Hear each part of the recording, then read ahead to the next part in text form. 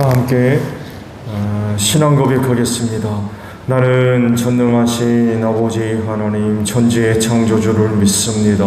나는 그의 유일하신 아들 우리 주 예수 그리스도를 믿습니다.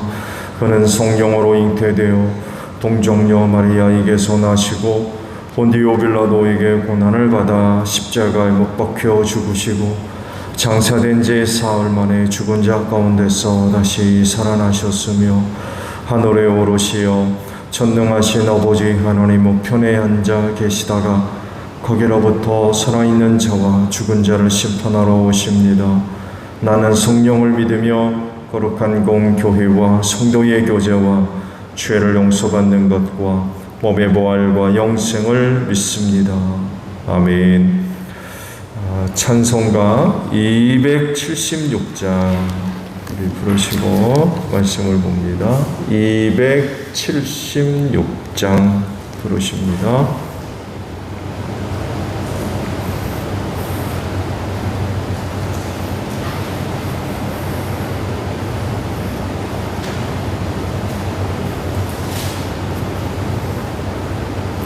(276장) 부릅니다. 아버지여 이 죄인을 용납하여 주시고 예수님의 이름으로 구원하여 주소서. 아버지를 떠나 산지 벌써 오래되었고 기만 길에 오난 몸이 이제 돌아옵니다. 전에 하던 헛된 일을 해통하게 여기고 겸손하게 엎드려서 용서하심 빕니다. 은혜 감당 못하오나 회개하는 영혼과 나의 약한 육신까지 감히 드리옵니다. 나의 죄를 사하시려 주님 죽으셨으니 그 공로를 의지하여 주만 의지합니다. 아버지여 용납하사 나를 품어주시고 주의 사랑 품 안에서 길이 살게 하소서. 아멘.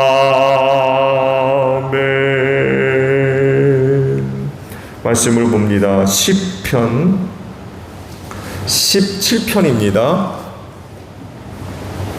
시편 17편에 있는 말씀을 주일 새벽에 보겠습니다.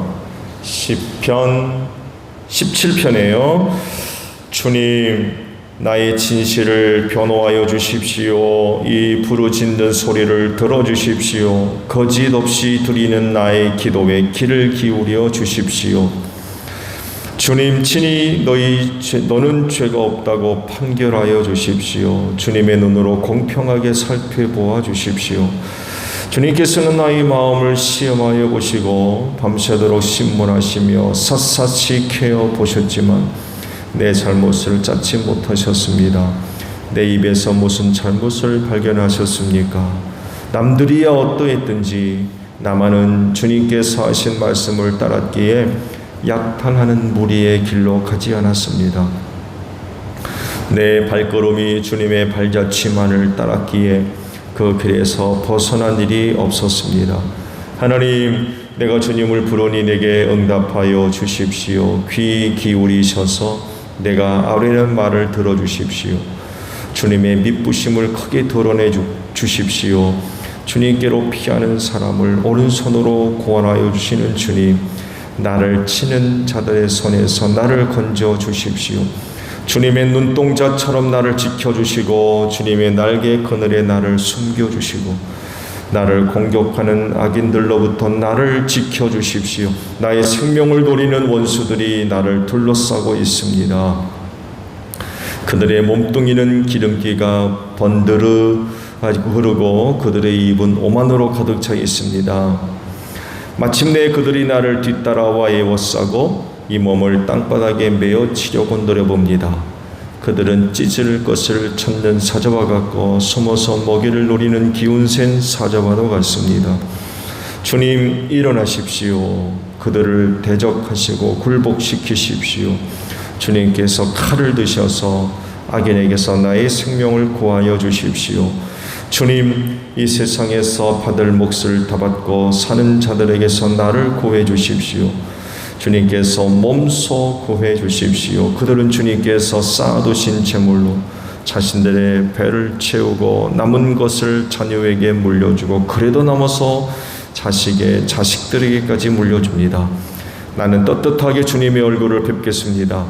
깨어나서 주님의 모습 배울 때에 주님과 함께 있는 것만으로도 내게 기쁨이 넘칠 것입니다. 아멘.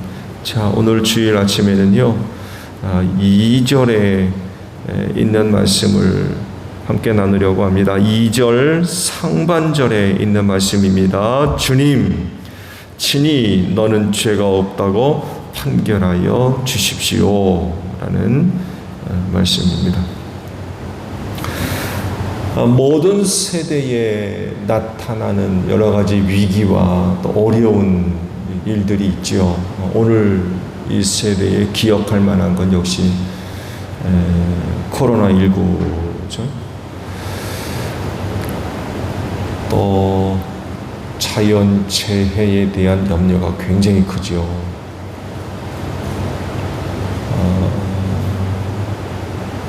얼마 전 보도를 보니까 이대로 가다가는 우리나라 부산이 물에 잠길 거다, 그런 얘기를 해요. 벽을 쌓지 않으면 부산이 물에 잠길 거다, 그런 예측들을 하고 있죠. 빙하가 엄청난 속도로 지금 녹아내리고 있고 곳곳에서 자연재해 때문에 몸살을 좀 앓고 있습니다. 근데요, 이보다도 더 심각한 문제가 각 세대마다 항상 나타나요. 바로 죄의 문제. 왜냐하면 멸망을 초래하기 때문에 그래요. 하나님의 실존을 믿지 않는 사람들이 볼 때에 여러 가지 문제들이 지적돼요. 이거 문제, 저 문제 하면서 이제 여러 문제들이 지적됩니다만 해도, 그러나 그들이 지적되고 이야기되고 있는 여러 문제 가운데는 죄가 안 들어있어요.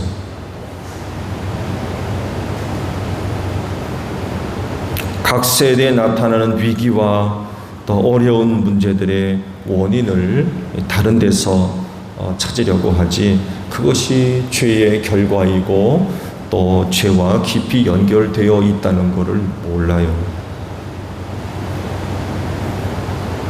재원여러 노아 시대 사람들이 보여주는 것들을 한번 보세요. 홍수가 나서 멸망당하면서도 왜 이런 일을 당하는지 몰랐대요, 사람들이. 이 마지막 때도 똑같을 거라고 했었어요. 하나님의 심판으로 멸망당하면서 왜 그런지를 모른다. 하나님의 심판이 임박해 있음에도 불구하고 시집가고 장가가고 시장가고 밭갈고 그런다는 거예요.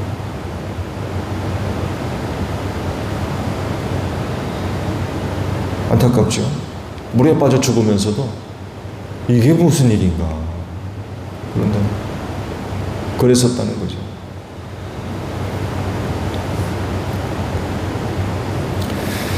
성경은 분명히 말씀하시죠. 그 세대가 홍수로 멸망할 수밖에 없었던 이유, 그건 그 세대의 죄 때문이라고 분명히 밝히고 있어요. 이후 모든 세대의 교훈으로 삼는 사건이 또 하나가 터지죠. 유황불로 심판받았던 소돔과 고모라가 처음 예를 제시하고 있죠. 그 가운데 롯 식구들만 겨우 빠져나왔죠. 그러다가 또 롯의 아내가 뒤돌아갔다가 또 소금 기둥이 돼서 죽는 그런 사건이 일어나기도 했죠. 이런 사건들을 볼 때에 죄는 어떤 문제보다도 사람들에게 가장 치명적이에요. 영과 육이 그 죄로 인하여서 완전히 멸망당하기 때문에 그렇습니다. 그렇기 때문에 이 죄의 문제를 해결하는 것이야말로 가장 중차대한 문제 중에 하나라는 거죠. 근데 그럼에도 불구하고 오늘 세대의 많은 사람들이 여러 가지 문제들을 지적하지만 그 문제 가운데 죄가 들어있는 경우가 하나도 없습니다. 이 세대의 문제는 죄다. 이 세대의 죄악이 가장 심각한 문제이고 모든 이유 원인이 된다라고 이야기하는 사람은 없습니다.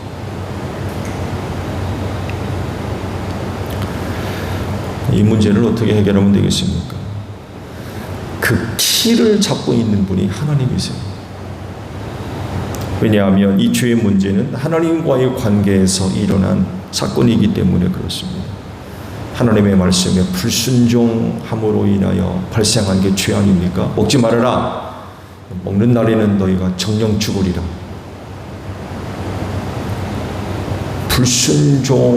불순종으로 바로 이 죄가 시작이 됐죠. 그렇기 때문에 죄 문제의 해결은 인간 편에 있지 않습니다. 하나님께 달려 있어요. 하나님만이 이 문제를 다룰 수 있어요. 즉 용서하시면 용서가 되지만 용서 안 하시면 해결 안 돼요.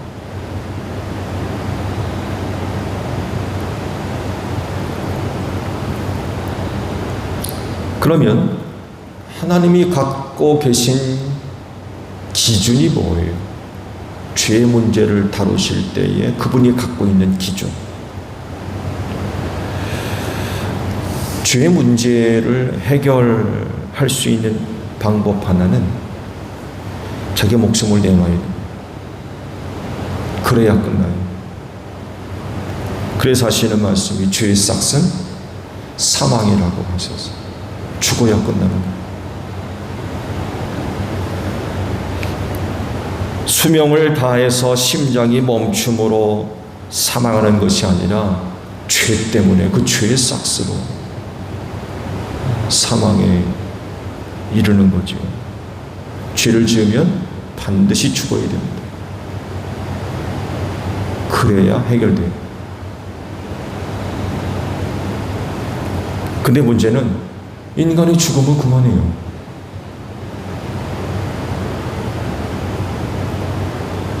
죄의 문제를 해결하기 위해 목숨을 내어놓으면 어떻게 되는 겁니까?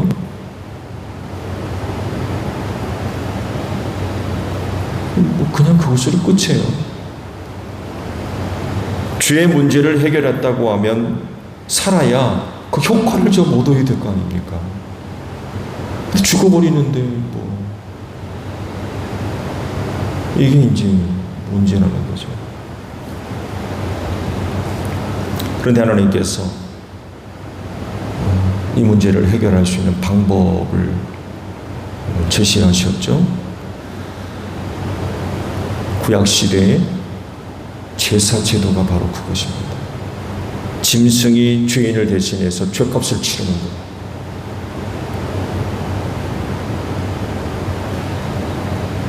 자기 죄로 인하여 그 죄값을 치르기 위해서 자기 목숨을 내놔야 되는데 짐승이 그걸 대신하게 하셨어요.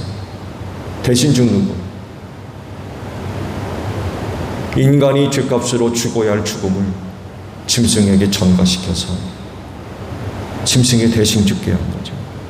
이게 구약시대 제사 제도의 핵심입니다.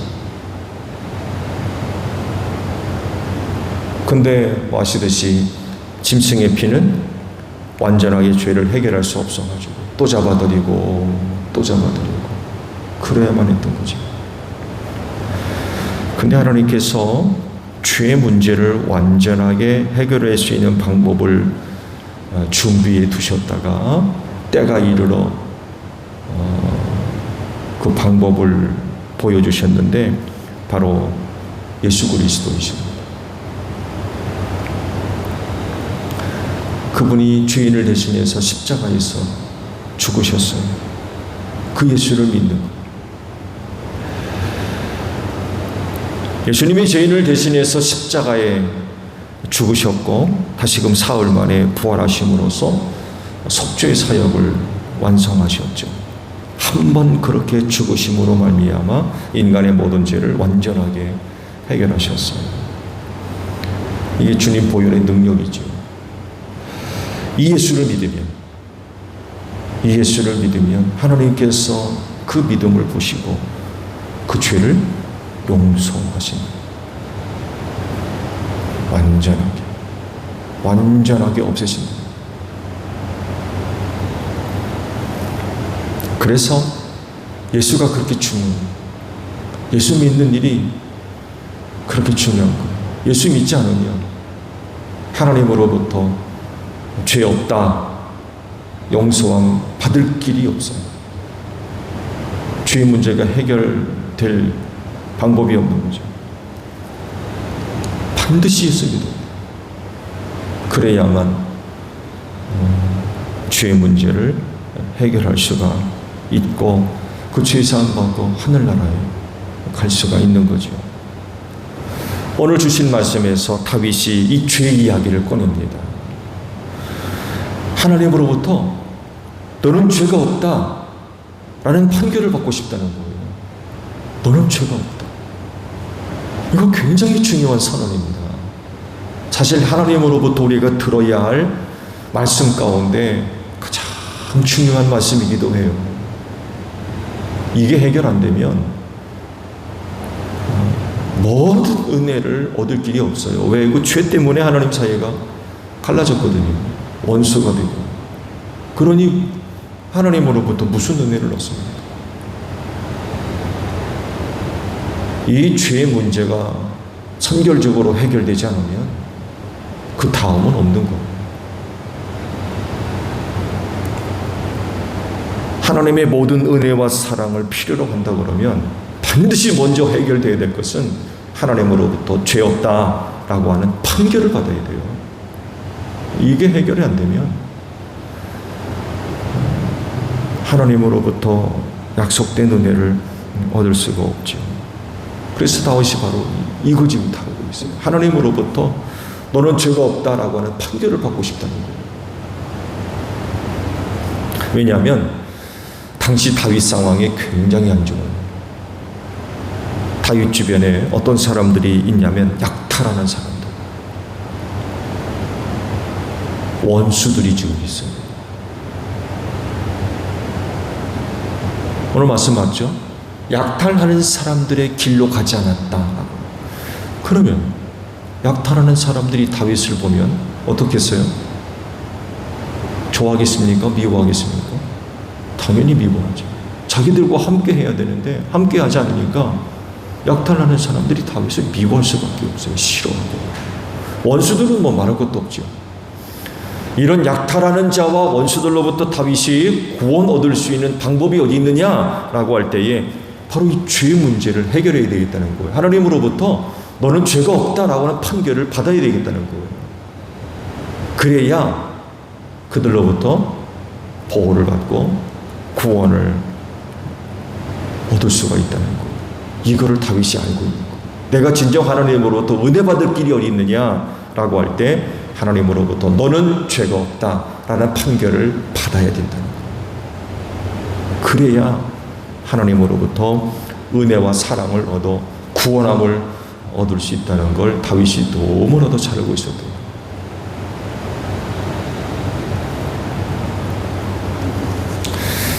주의 재림과 함께 심판의 날이 다가오고 있지요.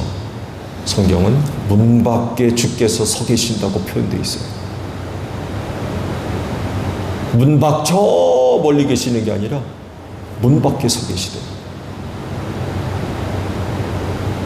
임박해 있다는 거죠. 이런 세대, 이 세상은 점점 죄악이 확대되고 있죠. 노아 시대와 같이. 그 사람 이외에는 이건 뭐 형편없는 거예요.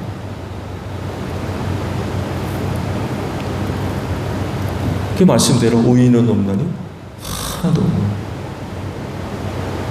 노아 시대가 그랬고 롯의 소돔과 고모라 성이 그랬죠. 롯과 그 식구들 빼놓고는 뭐 그 성 사람들이 완전히 타락한 그런 의인 열이 없어서 멸망당했는데요. 뭐 그 많은 사람들이 있는 가운데서도 하나님 보시기에 의인 열이 없어요. 오늘 이 세대가 주님 오실 날이 임박했을 때에 세상이 보여주는 모습이 아마 이와 같을 겁니다. 이런 상황 가운데 살 길, 다윗이 지금 얘기하고 있어요. 하나님으로부터 너는 죄가 없다 라고 하는 판결을 받아야 된다는 거. 그렇지 않으면 구원 받을 길이 없어요. 여러분, 돈만 있으면 살 것 같습니까? 높은 권세와 명예가 우리를 살릴 거라고 생각하세요? 하나님의 심판가에서는 이런 거 아무런 소용없어요. 오직 이런 세대 안에서 구원받을 길은 하나님으로부터 너는 죄가 없다라고 하는 판결을 받지 않으면 구원받을 길이 없어요. 그 길이 어디에 있어요? 예수 믿는 일이에요. 예수 믿는 것밖에 없어요. 사람이 아무리 뭐 선한 일을 하고 착하게 살고 뭐 법 없이도 살 사람이라는 이야기를 듣고 천만의 말씀입니다. 죄의 문제는 인간이 선하고 착하게 산다고 해결되는 게 예수 믿지 않으면 죄가 해결될 수가 없어요. 예수 믿어야만 하나님으로부터 너는 죄가 없다라고 하는 판결을 받을 수가 있는 거죠. 하나님의 은혜죠. 하나님의 은혜. 사실은 우리는 죄인입니다. 하나님 앞에서 자랑할 거 내세울 거 다 나오는 죄인이에요. 그럼에도 불구하고 예수 믿는 것 하나 보고 이런 은혜를 주시는 거예요. 예수 믿는 것 때문에. 얼마나 큰 은혜입니까?